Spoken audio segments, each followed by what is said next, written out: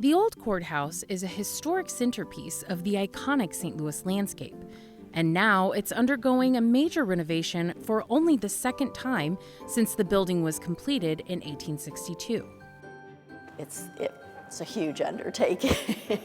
Yeah, you could take this iteration of this project all the way back to 2010 and 2009, but it's changed so much over those years, and it's become really a more extensive and a better project.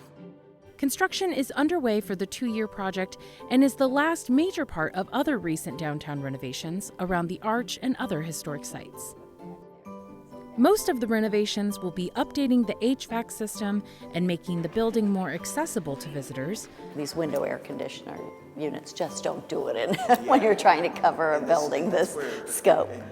But there will also be brand new exhibits about the history of the building and the pivotal cases that took place there, including Dred Scott and the hundreds of other suits for freedom.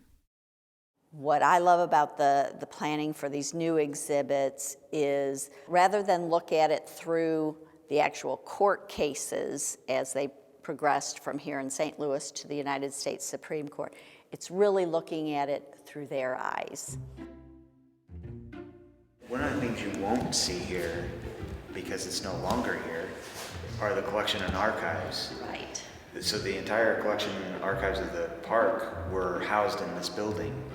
In fact, when we knew we had to move them, when the structural engineer said, no, those can't stay up there, it's not safe, it's not designed for that, finding another place in St. Louis that could handle the weight load that we needed was also very interesting, and we ended up at the old post office. The Old Courthouse will remain closed until the completion of the project in 2025. For Living St. Louis, I'm Brooke Butler.